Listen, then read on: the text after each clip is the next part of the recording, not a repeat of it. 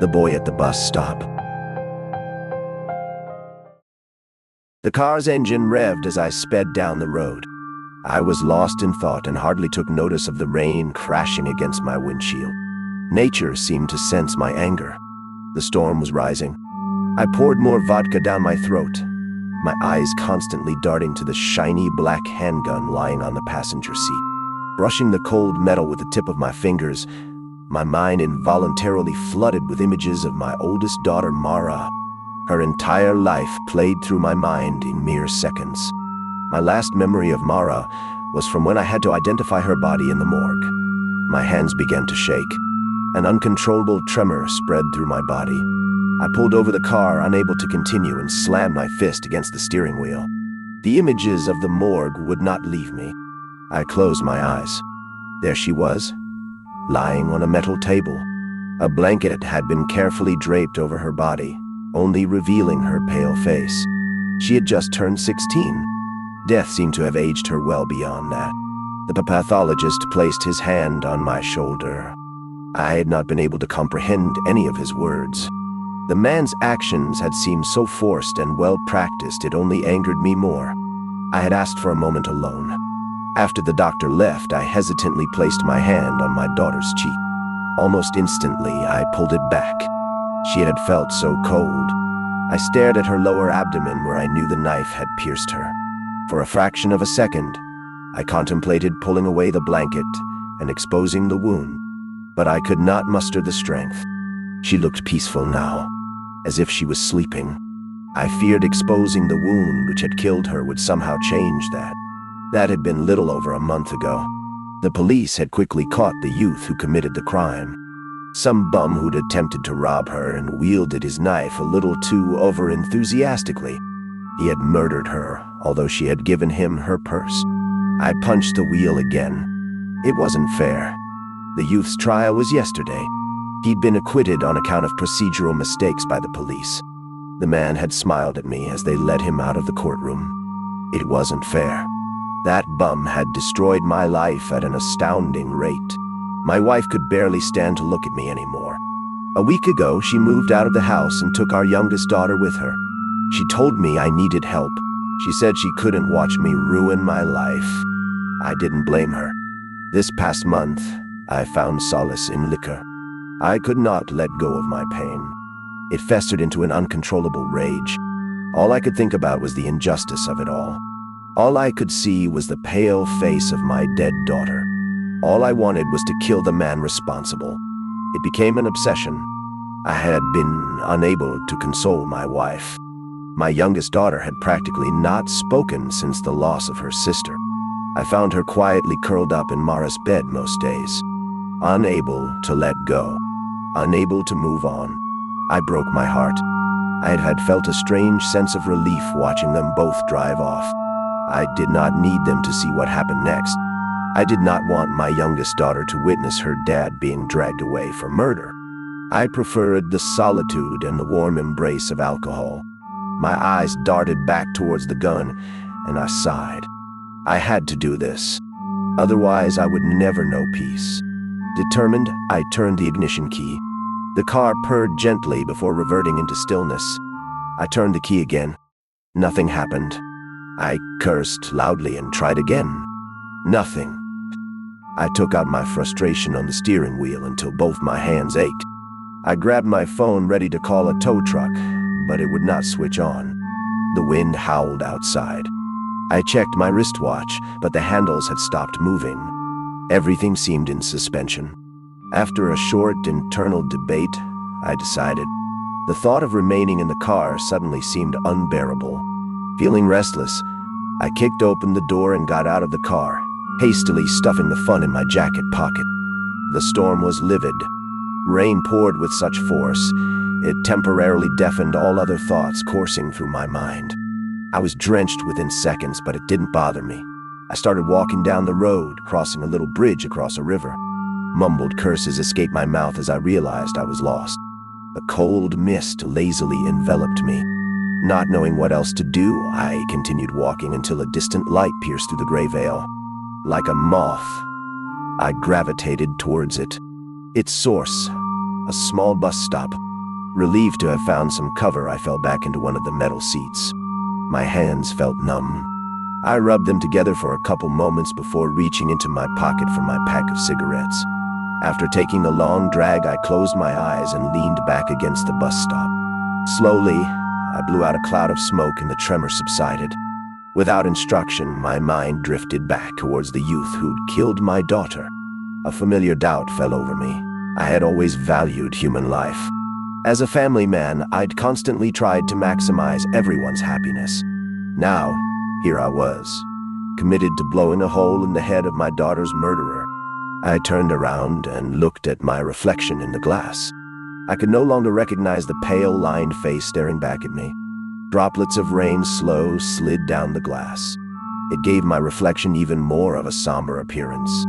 I looked back out in front of me and took another drag from the clammy cigarette stuck between my fingers. Closing my eyes, I exhaled, expelling another cloud of smoke. "Rough day?"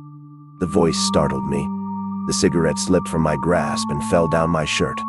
I jumped up swearing as ash scorched my chest. "Jesus Christ," I muttered at the young boy standing before me. The boy grinned. "I'm sorry. I didn't mean to startle you." I shrugged and sat back down. The boy took a seat beside me. "It holds a strange beauty, doesn't it?" I glanced at him. "What does?" He nodded out at the storm.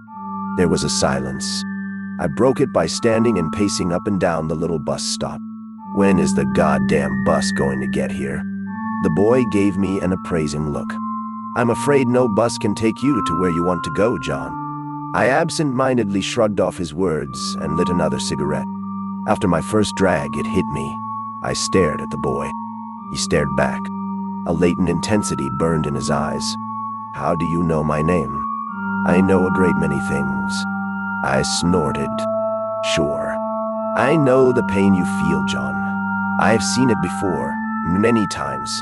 I crushed the pack of cigarettes in my hand, feeling a fresh wave of anger crash over me. "You don't know me." The boy gave me a sad smile. "I have seen this before. Someone loses someone close to them.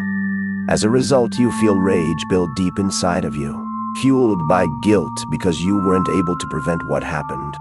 Unable to see that it was beyond your control to begin with. You could never have changed what happened, yet you cannot forgive yourself either. The mind cruelly tortures the body until your heart is riddled with sorrow. Now, your existence is anguish. You wish you had been the one to die because the thought of living on just seems too difficult. Living in this world does not seem bearable at the sight of such a loss." I remained speechless, unable to comprehend the little boy beside me. The boy sighed and scratched the back of his head. "I've seen this before. After a while, it all begins to look the same. The faces may change, but emotion remains constant. Your face is lined as so many before you. A canvas of hate and anger." The boy sighed again and jumped to his feet. "Murder will not bring her back." I spun towards the boy. "What did you say?" "Mara is gone. Murder won't bring her back." The boy spoke the words so casually, it took me a moment to register them. Then, before I could stop myself, I slammed the boy against the glass wall. The entire bus stop trembled. "Don't you say that name," I shouted. Tears began streaming down my face. "Don't say it." The boy stared at me with a blank expression. He put his hand around mine and slowly pulled loose from my grip, his fingers hard as iron. "I feel for you. I really do. Your daughter deserved better." "Shut up! I know you think revenge will dull the pain. That somehow using that thing in your pocket will make you feel better." I fished out the gun. The boy stared at it. Something dark swept across his face. He briefly held out his hand before suddenly retracting it, as if the gun had electrocuted him. "That will not solve your problems. That man deserves to die." I spat out the words with as much bile as I could muster. Then I fell back into the metal seat, suddenly exhausted. My heart felt like it was going to explode out of my chest. I took some deep breaths in an attempt to calm myself. The boy stood motionless, staring at the falling rain.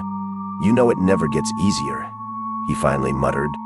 After all these years of helping people cross over, it still remains difficult to let go sometimes. Some deaths are so much more deserving than others. I should not judge anyone, yet I cannot help but feel for some of them. Occasionally, the ones I meet radiate such light it pains me to extinguish it. I don't always want to, but I have no choice. My existence is one of duty. The boy radiated an eerie calmness as he spoke. I felt my heartbeat returning to normal. Who are you? How do you know these things? The boy gave me a sad smile. I guess I am a traveler. Everyone will meet me at some point in their lives, whether it is in the beginning or the end or somewhere in between. I don't understand. The boy shrugged. I wouldn't expect you to. The boy looked at his watch. The bus should be here any minute. As soon as he'd spoken the words, two lights cut through the inky darkness. The bus stopped before us, and the doors slid open. The boy climbed up the little staircase. Once he got to the top, he spun around. I've never done this before, but will you take a short journey with me, John? Where are we going? The boy shrugged. I'm not sure yet. All I know is that you should join me for this. I hesitantly looked at the boy. There was something about him. I felt compelled to join him. I took the boy's hand and climbed up the stairs behind him as the doors closed. The bus driver was old, very old. A shroud of matted white hair draped around his shoulders. Icy blue eyes stared at us. I instinctively pulled out my wallet and passed him some cash. The boy laughed and held back my hand. I'm afraid that won't work. I don't have anything else. The boy tapped my wristwatch. Show him that.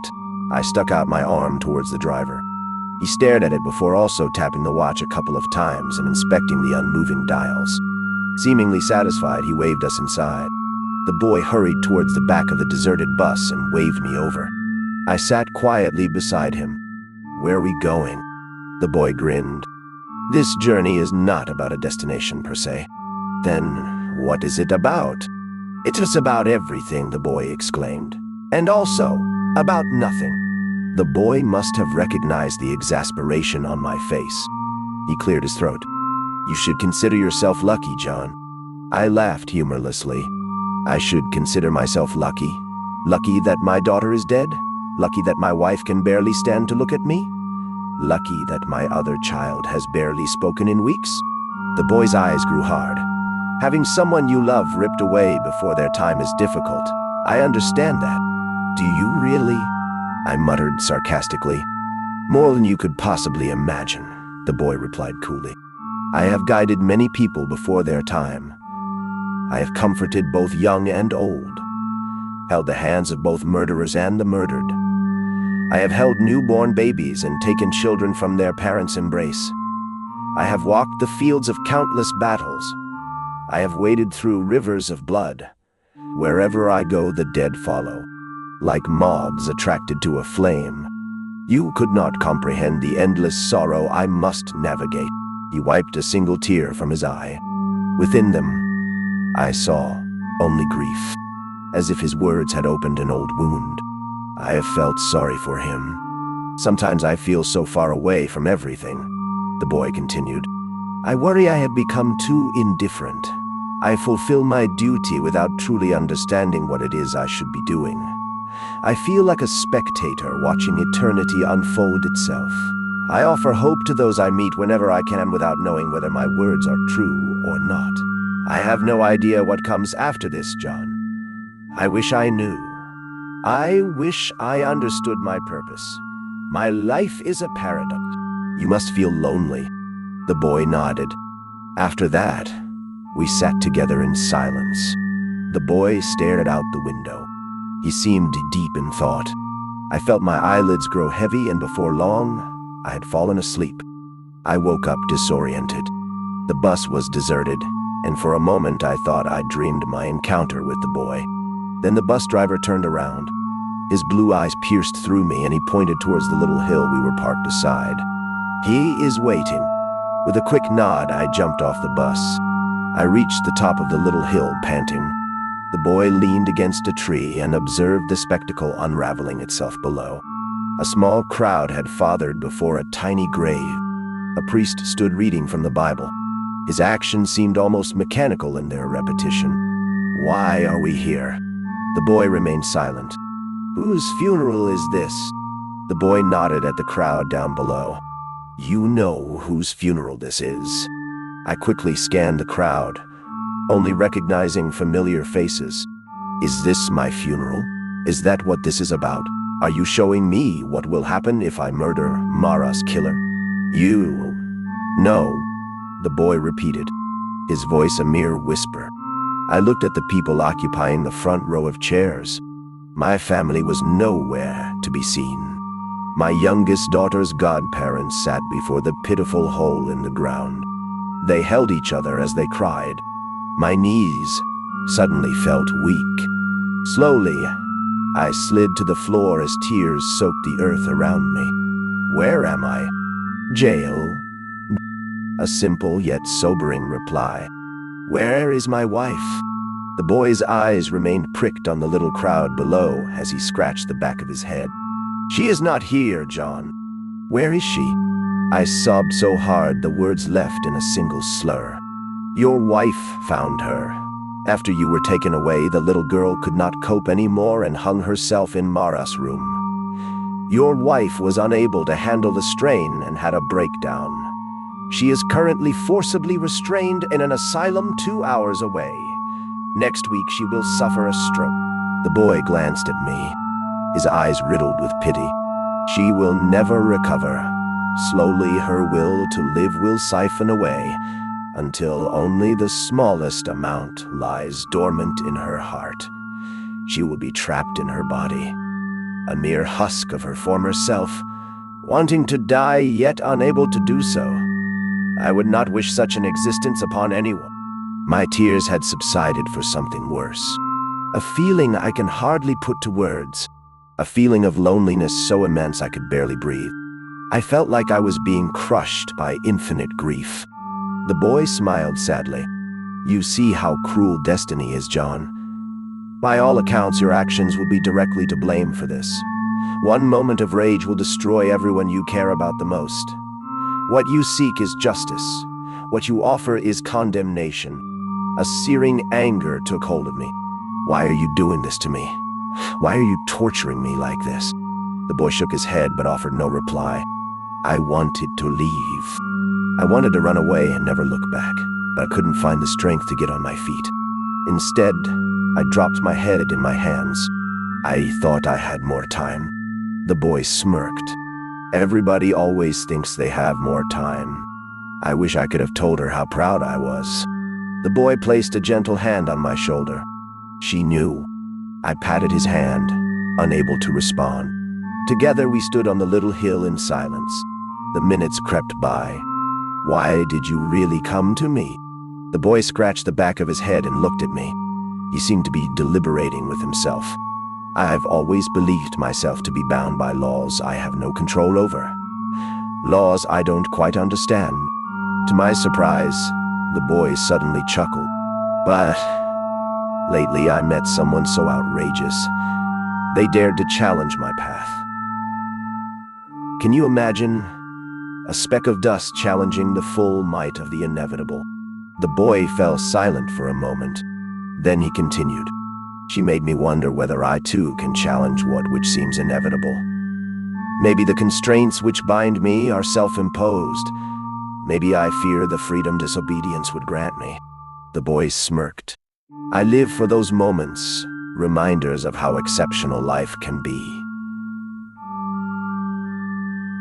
She made me realize something, John. If she managed to find the strength to confront me, then maybe someone as lost as myself, bound by eternity, might possess the power to break free. I don't understand. Sometimes when people die, their gaze manages to pierce through time and they get a glimpse of what is to come.